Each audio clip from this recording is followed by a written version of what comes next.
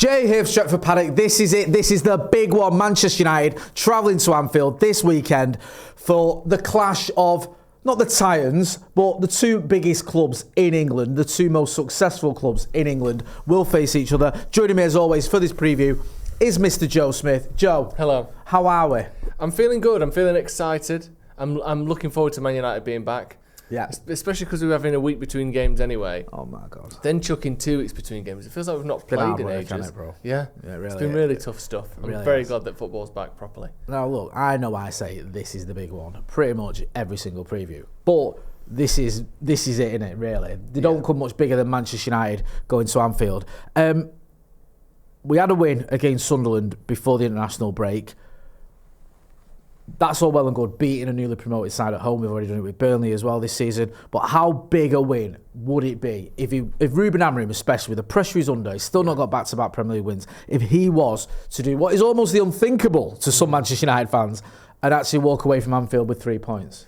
Yeah, we were talking before, if we don't win this, it will be 10 years since we've won it. By the next time we have the chance to.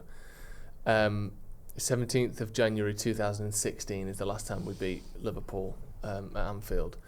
So not only would it be a massive result just from a sort of United versus Liverpool perspective, from a league perspective, but it's something that's incredibly difficult, genuinely incredibly difficult. It's not just an Amorim thing. This isn't a this squad thing. This is a Manchester United versus Liverpool problem that we have. That's I think in that time we finished ahead of them 2 or 3 times. So it's not as though every single time we go there, they're trying to win the league and we just finished 15th. That's as infrequent as it is frequent. So for some reason we just can't do it. And I think the mentality is a big part of it. I think the mentality of both teams. Obviously Liverpool believe they can win it in a way that we don't. And I do think as well, as it says above us, Amorim needs a statement win. Amorim needs something that he can hang his hat on and say, I did that. I got us that when no one thought I could. And I know that Liverpool are having a bit of a rough patch. 3 losses in a row isn't great, but you would still get a lot of credit for this one. It's not the same as City last season when they were, 1 win in 10 or whatever it was. This is a small bad patch. And admittedly, we'll get into Liverpool. Their form for the whole season hasn't been great, but that's compared to league winning standards. Yeah. Not compared to like Man United standards where when we're bad, we're terrible. Liverpool have been a bit off it and a bit quiet and, having to scrap for wins. But beating them at Anfield would be genuinely massive. For United's season, 2 in a row, that breaking that duck for Amorim. But just generally for his time at Manchester United, it would feel as though for the first time you've got sort of 2 feet on the ground a little bit. And not that means everything's going to be fine and rosy, but at least you can start sort of considering the fact that we might be improving and genuinely improving. Because that, like I said, 10-year sample size, we haven't won in that time. So if you start winning, you can at least say, well, that's one of the best results we've had in a decade, certainly on a sort of one-to-one level. So it's absolutely massive. What do you think? No, I completely agree with what you're saying. I think from a fan's point of view, a win at Anfield was hit differently. I think a win at the Etihad was obviously big, but there was slight caveats to it. And also, I hate the way the media tried to downplay it as well. Sort of downplay that result. Like, it was just 2 poor teams and one of them was a little bit less crap than the other, which I think was a little bit harsh. But if you can get a win against Liverpool at Anfield, like you said, the first time in 9 and a bit years, against the reigning champions as well, it's not often we say that about Liverpool, but this is where we're at, then I think that would be huge. And it's also the double whammy of it's back-to-back Premier League wins for Ruben Amorim. It's a big win. And hopefully, I know we've said this a million times since he took over, but hopefully he can build on that. I just think the fans will be there's been a little bit of wavering from some fans more of this season. A little bit more. I think last season the fans were like, look, it hasn't been good enough. Finishing 15th is abysmal, but he inherited a mess. He's made, he's not had a pre-season. He's not had a big enough window, all the rest of it. This season, there's been a few more doubts creeping in, I think, amongst the fan base. And I get it, because we have brought in some new signings. We did get knocked out of the Carabao Cup to Grimsby Town, which is unforgivable. So I understand why fans are frustrated, especially when you don't turn up at the Etihad. You don't really turn up against Brentford. It's just deflating. But you win at Anfield, and most fans will be with you. They'll be like, okay, maybe this guy is the answer to our problems. Let's sort of give him a chance. Because I think United fans get a bit of stick, but by and large, we are very supportive of the managers. And I think you'll see that throughout the post-Fergie era. It takes a lot before fans truly turn on a manager. Yeah. Especially with the standards that Manchester United still aspire to have. So I think, this like you say, it's a huge game, and hopefully we can go one better than we did last season, because that was arguably one of our better performances against under Ruben Amorim. Sorry, the draw at Anfield. If we are going to get anything from this game, I think Bruno Fernandes is going to play a big part in it. I know, like most people, you love Bruno and you've sang his praises. He's been a bit up and down this season, I feel. He's had some good games. He's obviously missed a couple of penalties. He has scored a penalty against Burnley. I think it's 2 goals he's got this season in 7 appearances in the Premier League. 2 questions. What have you made of Bruno's season so far, and how important do you think he could be for this game? I agree with you. He's been up and down. He's not been great. He's sort of been up and down with the team, hasn't he? It's rare that we've been good and he's been bad, and it's rare that he's been bad and we've been good. And that's unfortunately been the case for too long. And I also think it indicates that sometimes Bruno isn't the best person to have when you're sort of in panic mode, because he is a little bit panicky. I think that probably his biggest weakness for me, and I think he's fantastic, and I think he's probably our best player. But his biggest weakness is he loses his head when things are tough. Or not every time, but when games get stretched and frantic, he becomes stretched and frantic, and that isn't always a good thing. It's not usually a good thing. But I think that when we're playing well, and when he's sort of doing what he can, and things are coming off for him, he's our best player still. Yeah. And you see him controlling the game. You see him creating chance after chance after chance. He's still near the top. Even though he's playing deeper in midfield, he's still one of the highest chance creators in the league. And I think that if United are going to win against Liverpool, as you mentioned, it's probably going to be because he either plays a nice through ball to Mbeumo, or he puts a cross in, or he lays one off to Mason Mount to square it. He's probably going to do something. He's very high in terms of defensive contributions, whether that be duels, ball recoveries, even tackles. He's getting stuck in massively. He's very high in terms of chances created. He's very high in terms of shots taken. He just does everything. He still does everything. So I just hope we get the good Bruno, the one that you get most of the time. But obviously, in bigger games, it becomes harder to be the best version of you as a player. And that's the case for every player, but especially with Bruno, I think we saw in the 7-1, didn't we? It wasn't his best game. He was quite poor in that one. I know we've spoken many times about Neville saying he has to be subbed off. Was it 7-0? 7-0, sorry. I'm confusing that with the 5-1. The 7-0... He didn't ask to be subbed off, but it's annoying me that. It's a good point, because he got a lot of stick for that, Bruno, and I don't think Neville's ever apologised. I think what happened was Ten Hag's making changes. Bruno was always moved about when Ten Hag made changes, and he is to a certain degree now under Ruben Amorim. He's one of those players who can be a false 9. You can play him on the right hand side of the 10, on the left hand side. You can play him as a 6. You can play him as an 8. There's lots of different positions you can put him in. I think at one point during Ten Hag last season, he put him in defence for a bit. Like, he could play anywhere, and I think he was asking the manager, because he knows he's not coming, where do you want me, where am I going? And then that was misconstrued as him saying, can I come off? Which is just not in his nature at all. The guy plays literally every minute of every game. So, I think he was unfortunate that he was sort of tarred with that brush by Gary Neville. Yeah, and I just hope, like you said, we see the good version of Bruno, where he's aggressive but not over the top, where he's, wants to argue with everything and fight for every ball without being a bit mardy, without all the good stuff. And I hope we will, and I hope as well we've got more players to take the pressure off him, so that we don't see that version of him where Mason Mount can be creative, so can Mbeumo. Sesko can put the ball in the back of the net. It doesn't have to be Bruno every time. Unfortunately, already this season, like you said, we've seen 2 games that we probably should have got 4 more points in, being Fulham and Brentford, where he's missed 2 big penalties. So he's already got those moments where you think, it didn't go his way. But, like we said, he's such a good player.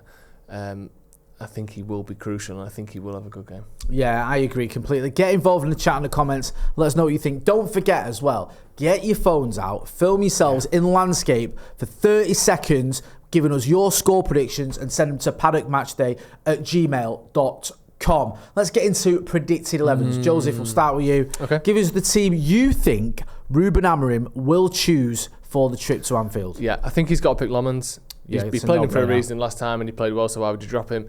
Then I'm gone Yoro, De Ligt, Shaw. I think we'll bring Yoro back in, a bit of pace on that side in particular. He seems to like De Ligt and Shaw, so why wouldn't they start? Then I've gone Mazraoui, right back. Yeah. or right wing back. Bruno and Casemiro, again, that seems to be his midfield two of choice. Dorgu on the left, I think Dorgu's an important one. I actually feel confident that he can maybe do a bit of a number on Salah, physically at least, and we'll see how he gets on in the final third. Then in the front three, again, why would you drop Mount after the performance of the day? And Burmo, arguably our best player this season, and Sesko's finally getting going, so again, not going to drop him. I think I can see your team and I know what your team's going to be, but I do think that it's hard to make too many changes from that, isn't it? We've seen the manager sort of laid his cards down a little bit now, so I think we're going to see probably at least 8 of those players. I'd be surprised if it's radically different. I don't see Ahmad and Dallo and... Well, you never know, though, do you? They'd be maybe ones that could come in. But I don't think it's going to be Mainu and Ugarte now. I think it's going to be Bruno and Casemiro. I think every week I've been going, is this going to be the week that Kobbie Mainu starts in the Premier League? And every week it isn't. And I don't see him suddenly starting at Anfield, especially when he did okay when he came on against Sunderland, but he didn't really feature a lot, and it was a decent performance, so I don't think he's going to deviate massively from that. I get where you're coming from with it. I think it makes sense for this manager in terms of what he's going to do. I've gone very similar. My back three is Shaw, Dillix and Mazraoui. For me, Lenny Yoro will start, but I don't know if he will. My the sort of the midfield and the wing backs, if you will, is Dorgu, Casemiro, Bruno, and Dalot. Again, I'd have Ahmad in if it was up to me, but I don't know if he will. I don't think he will, to be fair. Mason Mount, who's done very well, to be fair to the lad, this season, and especially against Sunderland. Brian and Mbumo and Sesko up front. I think that'll be the 11. Again, you could imagine us being 1 or 2 out, but not drastically. You can sort of see what his preferred team is now. We've all been talking about Kobbie Mainu. We don't see him coming in. Then a wild card like Aiden Heaven or someone like that. I can't see that happening. And also, I don't think Lisandro Martinez is going to be fit for this game, although we are recording this before the press conference, so who knows. So let's talk about the Scousers, the reigning Premier League champions. Not right. It doesn't feel right. Not right at all. They've hit a bit of a sticky patch, but they were winning games without playing very well, weren't they? Yeah. They were sort of getting, last-minute winners or a little moment of magic, as we saw with Szoboszlai. How do you say his name? Szoboszlai. With the free kick against Arsenal. Yeah. It wasn't like a well-oiled machine just storming its way to another title. No. However, more recently, they've come unstuck a little bit. So the performances haven't drastically dropped off. I think the performances have been quite similar, but they've just not been getting the results.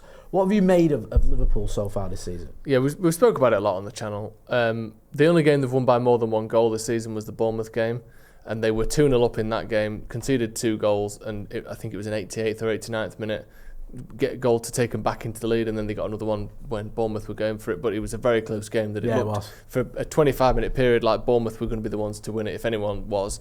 Then after that, the last minute, 98th minute winner against Newcastle, like I said, the Szoboszlai free kick against Arsenal, a 1-0 scraper against Burnley, then they were 2-0 up against Everton, pretty good, but then again the last 20 minutes it was all Everton. They looked like they were probably going to get an equaliser, and since then they've lost to Crystal Palace, lost to Galatasaray, then lost to Chelsea.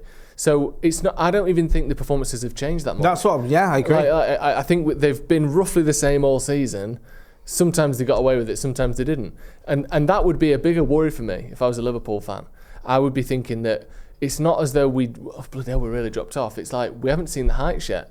There's no evidence that this Liverpool team is at the level they were last season because they just haven't been. No. Watch them, you can see they haven't been. So there's a decent chance here for Man United. I know, the likes of Mo Salah, who I think, this time last season was basically getting a goal and assist every week. I think he was ahead of, more goals and assists in games for certainly the first 2/3 of the season, was unparalleled in terms of his output. He's been nowhere near that this season. No. The new transfers obviously are struggling to settle in a little bit, or some of them are. Ekitike looks good, but the rest don't really. I don't know. I don't think... I look at this team and I think you're one of the best teams in Europe. And typically, as you always say, if you're the best team in England, you're probably one of the best teams in Europe. Yeah. I see a lot of teams around Europe that I think are better than Liverpool right now. I agree. But is Man United one of them? That's the question. It's annoying, right? Because when you were talking about it then, I think what often happens with teams like this, the reason they start to unravel is they have like under par performances. They might get a result or scrape a result, whatever, And then when they start losing, sometimes they go on a bad run because teams sort of don't fear them anymore. Teams go, actually, look, Crystal Palace beat them the other week. Yeah. Do you know what I mean? Galatasaray beat them. Chelsea have been up and down and beat them. We can beat them. My only issue is, are United going to have that approach? Because I think we should. We should be looking at it going, I know we've not been great, but you go, look, Liverpool are there for the taking. Liverpool have been losing football matches. Liverpool ain't gelling at the minute. You said it there. You said Ekitike is doing well.